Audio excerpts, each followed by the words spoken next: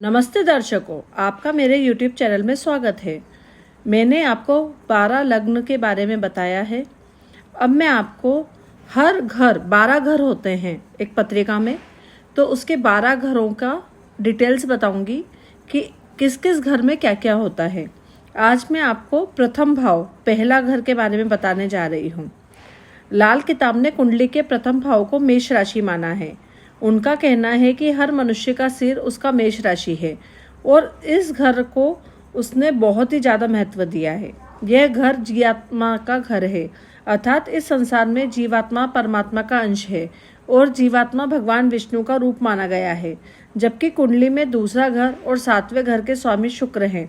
शुक्र लक्ष्मी माता की पूजा करता है, अर्थात कुंडली में दूसरा घर 7वां घर माया का है, जिसका संबंध माता लक्ष्मी से है।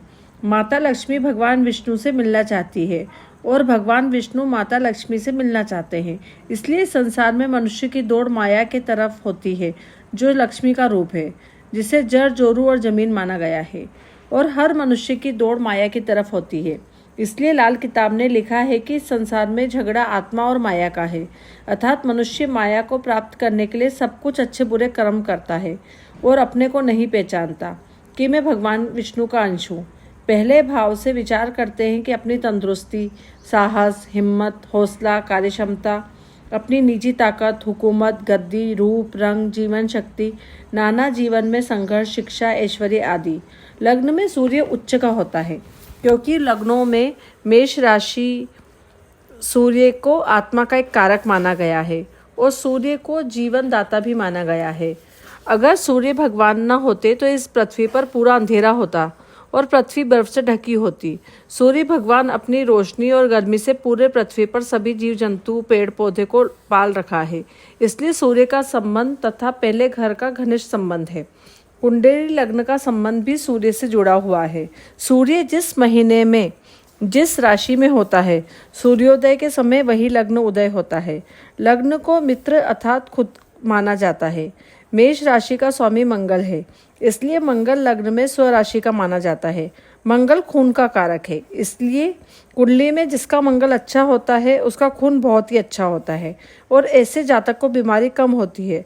सूर्य और मंगल का संबंध शासन से होता है, इसलिए इन दोनों ग्रह को लग्न में अच्छा माना गया है। सूर्य और मंगल दोनों गर्म ग्रह होते हैं, इसलिए जातक को गुस्सा अधिक आता है। अकेला सूर्य लग्न में है तब जातक के सिर के बाल झड़ सकते हैं या शरीर थोड़ा पतला रहेगा। सूर्य मंगल को शनि, राहु, केतु के साथ न हो और न ही उनकी दृष्टि में हो तभी अच्छा फल करेंगे, और उनके साथ या उनकी दृष्टि में बैठे हैं तब उनका उपाय की जरूरत है, अन्यथा उपाय की जरूरत नहीं है। लग्न में शनि को नीच का माना गया है। शनि काला और अंधेरा होता है, इसलिए हर काम में विलंब पैदा करता है। अगर उसके ऊपर शुभ ग्रहों की युति दृष्टि न हो तब पढ़ाई लिखाई में खराबी पैदा करता है। और लग्न में बैठा हुआ शनि वाला जातक गैस, तेल, ठेकेदार, मकान निर्माण, सड़क निर्माण, मशीनरी का काम करेगा, तब घाटा खाएगा। इसके लिए शनि का उपाय करें, स्वास्थ्य ठीक रहेगा। इसलिए लोहे का तवा, चिमटा, चाकू संत महात्मा को दान करें। रोजगार के लिए लिखा है कि सुरमे की डली कच्चे जमीन में दबाएं, लेकिन लाल किताब के हिसाब से एक खाने वाली गिरी नारियल ऊपर से काट कर उसके बीच में काला तिल, खसखस, शक्कर भरकर 7 शनिवार जहाँ कीड़ियाँ रहती हों शाम के समय दबा दे। नारियल का मुंह खुला रखे जिससे कीड़ी खा सके, उससे शनि ठीक रहेगा। लग्न में बैठा ग्रह सप्तम घर पर दृष्टि देता है। अगर लग्न में अच्छे ग्रह हैं तब सप्तम दृष्टि अच्छी देखेंगे और खराब है तो सप्तम को खराब करेगा। परेशानी पैदा करके पति पत्नी में तर्क वितर्क होगा, बीमारी परेशानी होगी। इसलिए रोज के रोजगार के लिए पति पत्नी के लिए साझेदारी का काम करते समय लग्न के ग्रह पर अवश्य विचार करना चाहिए। अगर लग्न में कोई ग्रह न हो तो लग्न सोया हुआ होता है। मंगल के उपाय से लग्न जाग जाएगा। इसके लिए एक चांदी की जंजीर में 20 ग्राम चौरस टुकड़ा 2 इंच लंबा 2 इंच चौड़ा मंगलवार के दिन अपने गले में धारण करके, इससे चांदी चंद्रमा है और चौरस निशान मंगल का है, इसलिए मंगल का अच्छा प्रभाव शुरू हो जाएगा। सूर्य लग्न वाला व्यक्ति जितना परोपकार का काम करेगा उतनी उन्नति करता जाएगा। चंद्रमा को लग्न में अच्छा माना गया है, लेकिन चंद्रमा के बारे में यह भी लिखा गया है कि जब तक कांच के गिलास में दूध या पानी न पिए बल्कि चांदी के गिलास में पिए। कांच का संबंध बुध और राहु से है और चंद्रमा का शत्रु है। चांदी चंद्रमा है और चांदी के गिलास में दूध पानी पीने से चंद्रमा की शक्ति बढ़ेगी। इसलिए अधिकतर लोग सोना चांदी धारण करते हैं और सोने चांदी की भस्म भी दवाइयों में डाली जाती है। चंद्रमा लग्न वाला व्यक्ति दूध न बेचे बल्कि दान करता रहे। लग्न में चंद्रमा वाला मंगल से शामिल होगा, इसलिए जीवन में तरक्की के लिए अपनी जेब में लाल रुमाल रखें। 28 साल तक मंगल का समय है। इसके लग्न चंद्रमा वाले को लिखा जाता है कि जब तक 28 साल तक शादी न करवाए, इसके बाद मंगल का प्रभाव कम हो जाएगा। चंद्रमा एक स्त्री ग्रह है और दूसरा सप्तम को स्त्री ग्रह राशि देख रहा है, इसलिए 28 साल के पहले शादी हो जाए तो 2 शादी के योग बनते हैं। चंद्रमा को ताकत देने के लिए लिखा है कि चारपाई के चारों पांवों में तांबे की कील गाड़कर ताल लपेटें। इसके पीछे यह तथ्य कि चारपाई और चारपाई की टांगे केतु है, उसमें तांबे की कील लगने से मंगल से केतु बांधा गया। जब केतु बुरा असर नहीं करेगा और रात को नींद भी अच्छी आएगी। चंद्रमा लग्न वाले व्यक्ति कल्पना शक्ति अधिक होगी। अगर चंद्रमा के साथ गुरु की दृष्टि तब अच्छा फल करेगी और चंद्रमा के साथ शनि राहु केतु दृष्टि में हो तो खराबी पैदा करेगा। ऐसे जातक का मन पढ़ाई में नहीं लगेगा और मकान तथा काम बदलता रहेगा। लाल किताब ने लग्न को मेष राशि माना गया है, इसलिए लग्न में बुध के बैठने के कारण मंगल ऋण का ग्रह बन जाता है। मंगल के ऋण को उतारने के लिए अपने खानदान के सभी सदस्यों से बराबर का हिस्सा लेकर जो नहीं कर सकता उसका 10 गुना अपने जेब से खरीदकर दान कर दें। मेरे हिसाब से परोपकार एवं भलाई का किया गया काम ही उपाय है, जिससे जन जन का कल्याण हो। कुछ लोगों का प्रश्न होता है कि पैतृक ऋण का ग्रह कैसे हो जाता है। जब किसी ग्रह के राशि उसका शत्रु ग्रह बैठ जाए, पैतृक ऋण का ग्रह बन जाता है। यह ग्रह वैसा होता है जैसे कि माता पिता खानदान की बीमारी होती है, वह बीमारी पीढ़ी दर पीढ़ी चलती रहती है। जिस तरह जातक को अपने माता पिता दादा दादी से उनकी धन जायदाद विरासत में मिलती है, उसी तरह से उनके द्वारा लिया हुआ कर्ज भी उतारना पड़ता है या उनके द्वारा किया गया पाप भी मिलता है। उस पाप को समाप्त करने के लिए दान व पुण्य करना जरूरी होता है। लाल किताब के हिसाब से लग्न में बैठा बुध अच्छा फल करता है। जातक का दिमाग अच्छा काम करता है, पढ़ा लिखा होता है। अगर कम भी पढ़ा लिखा हो तो भी उसके अंदर कोई ना कोई हुनर जरूर होगा। प्राचीन ज्योतिष ने बुद्ध को भगवान विष्णु का रूप माना है, अर्थात उनसे जैसे परोपकारी और अच्छा करने वाला होता है। शर्त यह है कि बुद्ध पीड़ित न हो, 8वें 12वें घर का स्वामी न हो, बुद्ध के ऊपर बुरा प्रभाव केतु मंगल न पड़ रहा हो। लाल किताब ने लिखा है जिसका बुध लग्न में है वह अपने घर में मनी प्लांट न लगाए, हरा कपड़ा न पहने। लग्न में गुरु बहुत अच्छा फल देता है। लग्न में गुरु की दृष्टि पंचम संतान बुद्धि विद्या प्रेम मंत्रीपद एवं मंत्र साधना पर तथा सप्तम रोजगार भागीदार पत्नी पर एवं नवम दृष्टि नवम घर भाग्य धर्म पर पड़ती है। जहाँ पर गुरु की दृष्टि पड़ती है वहाँ पर अमृत की वर्षा होती है और अच्छा फल रहता है। लग्न में बैठा गुरु परोपकार का काम करवाता है, जातक को पढ़ा लिखा बनाता है। अगर पढ़ा लिखा कम है तब भी पूजा करके अच्छा जगह पहुंच जाता है। कुंडली में दूसरा घर 5वां घर 9वां घर और 11वां घर गुरु का है। अगर इन ग्रहों में गुरु का शत्रु बुध शुक्र राहु बैठा हो तो गुरु ऋण का यह योग बन जाता है। इसलिए गुरु का ऋण उतारने के लिए गुरु अच्छा फल करेगा। उपाय के लिए एक तांबे की गड़वी में चने की दाल भरकर वीरवार के दिन गणेश जी की मूर्ति के सामने चढ़ाकर प्रार्थना करें कि मुझे गुरु के ऋण से छुटकारा दें और मेरे कष्ट को दूर करें।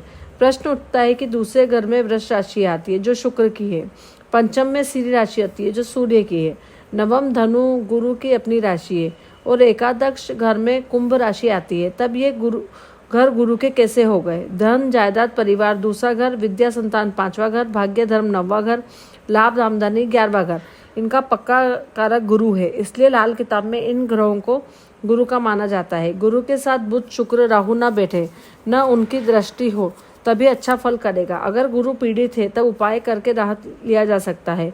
लग्न में गुरु वाला व्यक्ति तभी तरक्की करेगा अगर मीट शराब अंडा न खाए, परोपकार का काम करे, अपने से बड़े की इज्जत करते सम्मान करता रहे।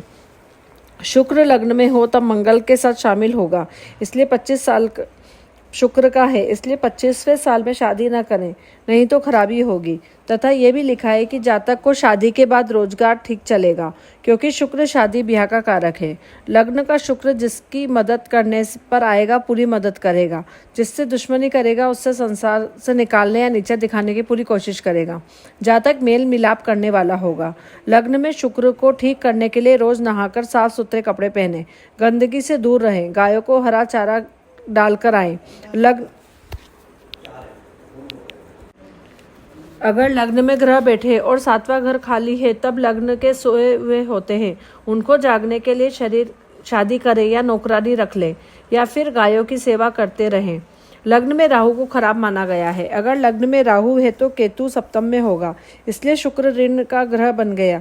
यह ऋण तब उतरेगा जब पति पत्नी का सुख मिलेगा। इसके लिए 100 रोटी बनाकर शुक्रवार के दिन एक एक गाय को एक एक रोटी हर साल खिला दिया करें, तथा किसी से बिजली का सामान या काला नीला कपड़ा मुफ्त में न लें।